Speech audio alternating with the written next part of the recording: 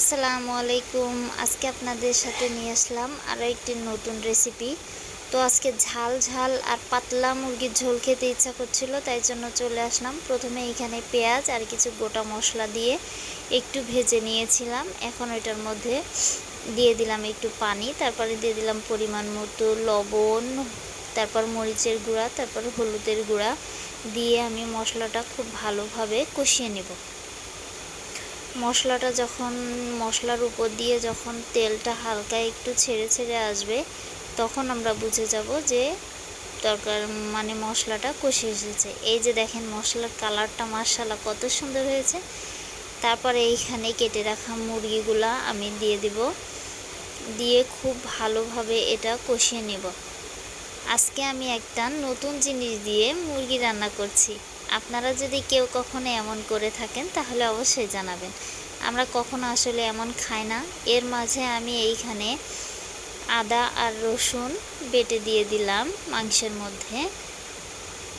Instant আজকে চুলোর পাড়েই শিলপাটাটা নিয়ে গিয়েছিলাম, আগে থেকে আর বাটা ছিল না, তো ভাবছিলাম রান্না করব আর বেটে বেটে দিয়ে দেব।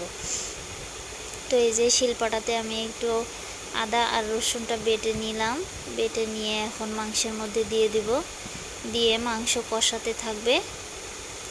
এই যে দিয়ে দিচ্ছি। আসলে ইনস্ট্যান্ট এইভাবে মশলা বেটে দিয়ে রান্না করার তরকারির মজাই অন্যরকম। আর যেগুলো আমরা ফ্রিজে ফ্রোজেন করে রাখি সেগুলোও খুব ভালো লাগে, কিন্তু এইগুলো অনেক বেশি মজা লাগে। একটা টাটকা বা একটা ফ্রেশনেসে একটা ভাব আসে আর কি। তো এই যে মাংসগুলো আমি শুধু কষিয়ে নিইনি, মোটামুটি খুব অল্প আছে আমি মাংসগুলো খুব ভালোভাবে ভেজে নিয়েছিলাম। যেহেতু পাতলা ঝোল করব, আর এটা তো দেশি মুরগি না, পোলট্রি মুরগির মাংস, এই জন্য আমি চাচ্ছিলাম যে খুব ভালোভাবে যেন আমি মাংসটা কষিয়ে নিতে পারি, তাই একটু ভেজেও নিচ্ছিলাম হালকা করে। তারপর এই যে দেখেন, পটল দিয়ে কোনোদিনও আমরা মুরগির মাংস রান্না করে খাইনি। আজকে আমার মনে হলো নতুন একটা রেসিপি ট্রাই করি, সেই জন্য এটার মধ্যে আমি দিয়ে দিলাম পটল দিয়ে। আর মুরগির মাংসটা ভাজি হয়ে যাওয়ার পরেও আমি বেশ কিছু সময় পটলটা দেওয়ার পরে প্রায় 5 থেকে 7 মিনিট মতো পটলটা খুব ভালোভাবে কষিয়ে নিয়েছি বা ভেজে নিয়েছি, যেটাই বলেন আপনারা। ভেজে নেওয়ার পরে পটলটা যখন নরম নরম হয়ে এসেছে আর আপনার মাংসটাও লেগে যাচ্ছিল নিচে, মশলাগুলা পুড়ে পুড়ে যাচ্ছিল, তখন ভাবলাম যে এটার মধ্যে পানি দিয়ে দিই। তো এখন এই যে আমি ঝোলের পানি দিয়ে দেব। কেউ পানি দেখে হাসবেন না, আসলে আজকে পাতলা ঝোল খাবো, এই জন্যই পানির পরিমাণটা একটু বেশি দেওয়া।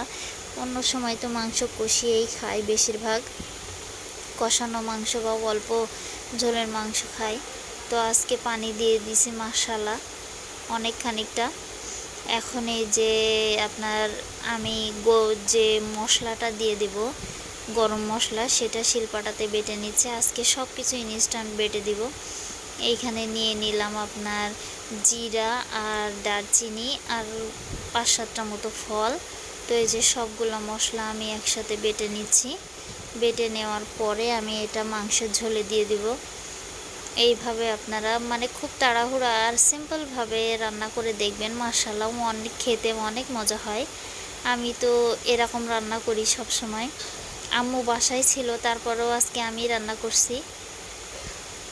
এই যে এখন ইনস্ট্যান্ট এই মশলাটা বেটে তরকারির মধ্যে দিয়ে দিব।